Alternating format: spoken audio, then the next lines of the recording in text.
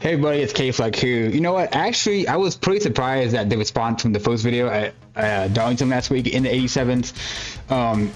Didn't think that many people would comment and watch the video, considering this is kind of like a new channel for me, so like starting over is kind of weird. But I really am pretty happy with the response last week, and I think I helped people out. That's what this main thing is. I love running the 87 cars. This is what I mainly run. It's probably the only car I can probably win in, and honestly, there's kind of a lack of content on this car on YouTube for iRacing, in my opinion. This series is not the most popular, even though to me it's the most fun to drive. Probably the cleanest style racing at most tracks. But speaking of cleanest style of racing, this week we're at Martinsville in the 87s, and this is the track I won at. It was actually the first track I ran last fall in the 87s. This was at a time one of my favorite tracks in all of NASCAR. So while I'm talking, I figured we can run some laps. You can kind of hear a little bit, but also kind of want to talk a little bit before I go into a lap breakdown of. At a time, this used to be my favorite track in NASCAR. Over the last few years, with like the next gen not being good there, it's not as good. But and on iRacing, tracks like Martinsville are usually just caution fest, and I really hate that, because this is a very fun track. But unfortunately, if you hear that as my dog walking, tracks like Martinsville and the short tracks can usually be a shit show. Most people just overdrive the corners. They just run into everybody, and it cannot be fun. This track to me is a lot of fun in this car. Like I said, once I got my B license in the fall, I started iRacing last fall. The first, I wanted to run Martinsville in the 87s. Like I said, at the time, it was my favorite track, and I love old school NASCAR, so I knew I was gonna run the 87s, and it was kind of a shit show. So then, after we went there last season, I was like, hey, I think I can get a win, and I got one win, but I had a lot of losses that were kind of not fun last season, getting wrecked on the last lap and whatnot. I'm gonna go over my braking points, but as you can tell, there is these little black signs on the outside here. It's right here. That's usually where I brake at for each turn. That's, and you know, over time your braking markers will change. If you're on fresher tires, you can drive it in a little bit deeper and get a little bit faster. But over time, you're gonna want to slow down just to watch your tire wear, your right front. Braking is pretty about 50%. I know it's kind of hard for me to see right now off to the side, but you can see my throttle and my steering trace down in the lower left-hand corner. You just don't want to lock the brakes up. Play around with the bias. Obviously, the higher the bias, the more the brakes are in the front of the car. That will make you tighter. It will make you tighter, and you will lock the fronts up. Now let's try going to the rear. It's a big change.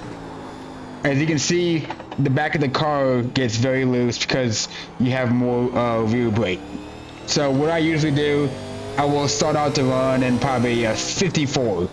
It depends on the track. I set the temperature to what the track's supposed to be this week. Let me actually see what it's showing me for track temp. It's showing me 131. That's probably not accurate. It'll probably be more like 115, probably 120 in the actual races this week. But it might be high. It's going to be a noon start time. So, like, a lot of races back in the day, they started around noon. So, we will see. It should be pretty hot. Not sure yet. Now, what we're going to do is I'm going to try to run a fast lap and see what I can get. Tire wear will be a huge thing. I'm going to go over that in a little bit, too. I'm trying to get better at these videos. So, like I said in the first one, it's going to be a little bit of a process to see what people like in these videos and what they don't.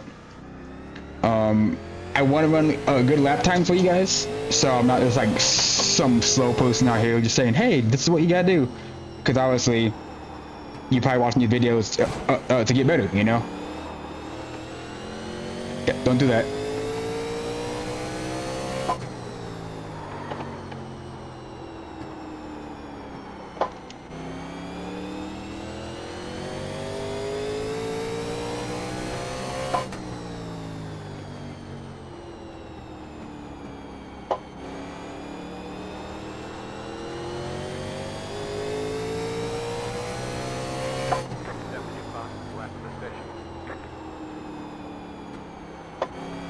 Okay, that first lap's gonna be slower. I think we're gonna be a lot better the second lap. I kind of missed the first turn on that first one. Even if it's not, we have some good data to work with here. Woo! So as you saw, what do we run there? Like it's kind of hard to see. I have an overlay right now that's not showing me on my time. 22.24. The whole point of this video is to kind of get people to help them out with getting better at tracks, not so much being the fastest. I think I want to stop real quick and talk this. A lot of people spend a lot of time trying to put down the fastest lap in practice, or like the half an hour before the race. That is very good. You know, qualifying good is very good mentally. You know, like, hey, cool, I qualified top 5. But the thing is, in these cars specifically, is running good. This track, there will be a lot of tire wear. Tire wear will come into factor.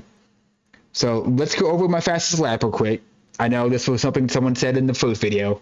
I want to definitely get better at. Let's watch it, and then I'll slow it down if I have to. So.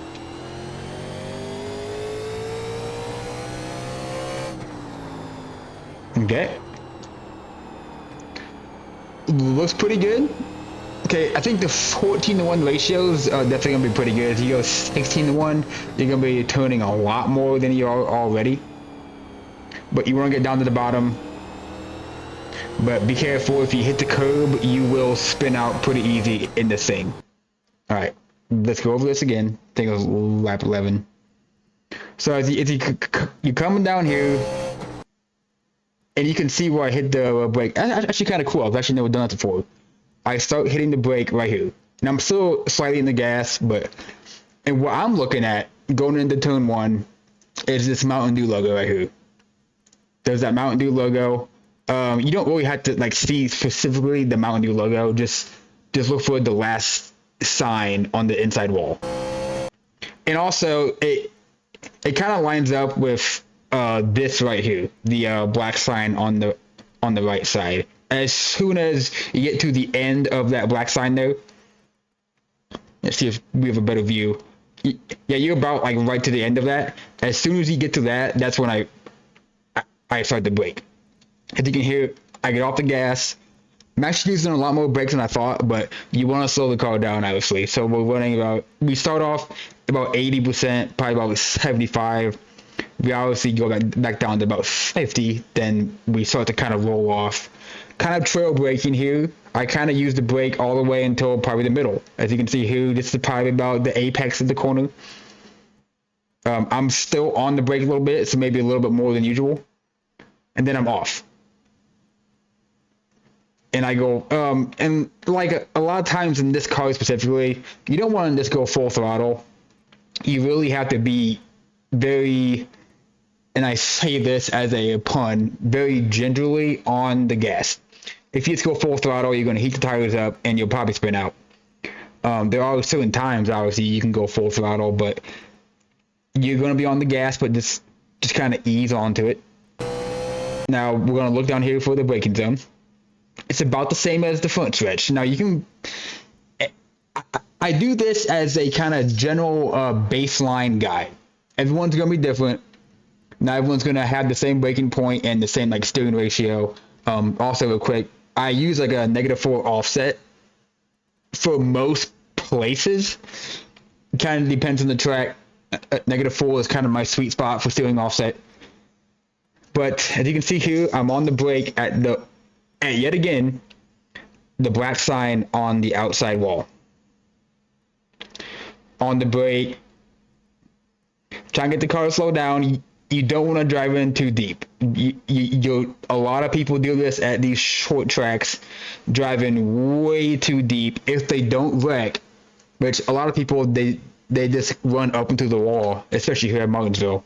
But if they don't wreck and you do have control of the car, you're still just overheating that right front by a lot. Now I'm off the brake here a little bit earlier than I thought, but still just trying to kind of roll the middle of the turn. So that's pretty much it for like throttle trace and brake trace here. You can kind of get the gist of it. I've always loved Martinsville and Bristol, and not just iRacing, but before I got on iRacing, like just in NASCAR games in general. You can kind of see where I'm at on the track. I mean, you want to get to the bottom, but also I kind of like that kind of half lane up, maybe like the quarter lane up. Get too close to the bottom, you kind of risk hitting it and spinning out, because if you hit this, you'll spin out pretty easy. If you're driving it too low here, you're gonna have to slow down even more to not hit the curb. So what I do, I kind of make it so I kind of roll the middle, and then when I drive off, I can drive off without hitting the curb. That to me is a good lap at Martinsville, is when you can drive off here, not hit the curb. But hopefully this helped you guys out. I really was actually pretty shocked by the response from the first video. I didn't think that many people would watch the first video and comment, but let me know if there's anything else that you still want to see in these videos. I think I went over like the breaking points, and all that stuff, but I do think I will also upload maybe like a race in the middle of the week, so that way you can kind of see how I did it in a race and see if that helped you guys. But hope you guys enjoyed it, and hope you guys have a good day.